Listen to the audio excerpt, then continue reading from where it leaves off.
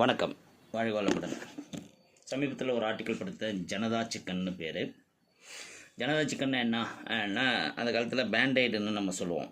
அந்த பேண்டைடுனா ஒரு பிளாஸ்டர் இருக்கும். அந்த பிளாஸ்டரில் கொஞ்சோண்டு மருந்து தடவி வச்சுருப்பாங்க. அது ஒரு பிராண்டு, ஒரு பேண்டைடுங்கிற கம்பெனி தயாரித்த ஒரு இன்ஸ்டண்ட்டாக யூஸ் பண்ணக்கூடிய ஒரு மருந்து தடவின ஒரு பட்டை. ஸோ அந்த மாதிரி இந்த ஜனதா சிக்கனும் ஒரு கிட்டத்தட்ட ஒரு பிராண்ட் நேமாக வச்சுருக்குறாங்க. இது என்னென்னா பெரிய பெரிய கோழி பண்ணைகளில் கோழிகளை உரித்து ஸ்லாட்டர் பண்ணதுக்கப்புறம் அதில் லெக் பீஸ் எல்லாம் தனியாக எடுத்து விற்றுடுறாங்க. அப்புறம் ப்ரெஸ்ட் பீஸ் எல்லாம் எடுத்து விற்றுடுறாங்க. போன்லெஸ்ன்னு சொல்லிட்டு கறியெல்லாம் எடுத்து விற்றுடுறாங்க.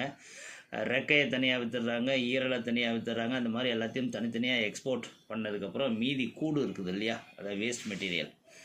அந்த வேஸ்ட் மெட்டீரியலில் ஜனதா சிக்கன்னு சொல்லி 30 ரூபா 35 ரூபான்னு விற்றுறதா படித்தேன். நான் பாண்டிச்சேரியில் கூட அதை பார்த்துருக்குறேன். ஏன்னா பாண்டிச்சேரியில் ஒரு பெரிய பெரிய கடைகளில் போனோம்னா நான் போவேன். எங்கள் வீட்டில் இருக்கிற குட்டி நாய் ஜோபிக்காக கறி கேட்பேன். அதில் அவங்கள்ட்ட போன்ஸ்னு கேட்டோம்னா 60 ரூபா 50 ரூபா கிலோன்னு சொல்லி நிறையா கொடுப்பாங்க. ரொம்ப நல்லாவே இருக்கும். அது நிறைய போன்ஸ் இருக்கும், கொஞ்சம் கொஞ்சம் கறி அதில் ஒட்டிகிட்டு இருக்கும். அதை எடுத்துகிட்டு வந்து போட்டால் நாய் ரொம்ப சந்தோஷமாக சாப்பிடும். அதை என்ன மாதிரி நிறைய பேர் வாங்கிட்டு போகிறதையும் நான் பார்த்துருக்குறேன். அப்போ தான் புரியும், ஓஹோ இதெல்லாம் நம்ம சிக்கன் சால்னா சிக்கன் கிரேவின்னு சாப்பிட்ற ஐட்டங்களுக்கு போகுதுங்கிறது கொஞ்சம் புரிஞ்சிக்கலாம். அங்கே நின்று பார்த்தீங்கனாலே தெரியும் யாரெல்லாம் வாங்கிட்டு போகிறாங்கன்னு.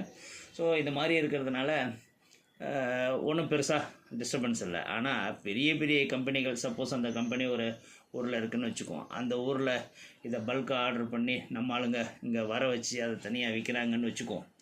அப்போ அது ஃப்ரோசன் டிகிரி -டிகிரியில் அதை டிரான்ஸ்போர்ட்டேஷன் பண்ணணும்.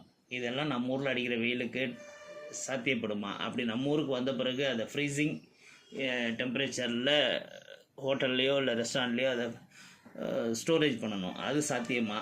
கரண்ட் நம்மளுக்கு எல்லா நேரமும் இருக்குதா? இதெல்லாம் யோசித்து பார்க்கும்போது இந்த மாதிரி வெளியில் வாங்கி சாப்பிடக்கூடிய பொருள்களில், குறிப்பாக பன்னாட்டு நிறுவனங்கள் விற்கிற கோழிக்கறிகளில் என்னென்னலாம் இருக்குன்னு கொஞ்சம் யோசிச்சு பாருங்கள்.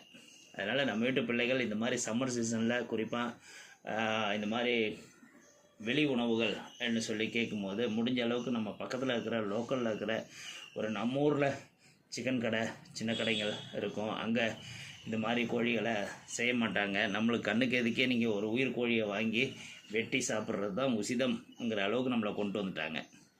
அதனால் கொஞ்சம் செலவு அதிகமானாலும் பரவாயில்லை என்று நல்ல உணவு வாங்கி உட்கொள்ள வேண்டும். குறிப்பாக குழந்தைங்களுக்கு நம்ம கொடுக்க வேணும்ங்கிறது முக்கியமான ஒரு புரிதல் இதிலேருந்து நம்மளுக்கு ஏற்படணும். ஏன்னா பாண்டிச்சேரியில் இப்போ ஒரு மிக பிரபலமான பன்னாட்டு நிறுவன கடையில் ஒரு குழந்தை அதை வாங்கி என்ன சிக்கன் பர்கரை நம்ம வாங்கி வாயில் வைக்கும்போது உள்ள வேகாத சிக்கனையே அப்படியே பச்சையாக வச்சுருந்தாங்கன்னு சொல்லி ஒரு கம்ப்ளைண்ட் கூட யூடியூப்பில் நிறையா பார்த்தோம். ஸோ அதனால் நம்ம வீட்டு குழந்தைங்களுக்கு நம்ம வீட்டில் சுகாதாரமான முறையில் இருக்கிற உணவுகளை கொடுப்போம். வாழ்க வளமுடன்.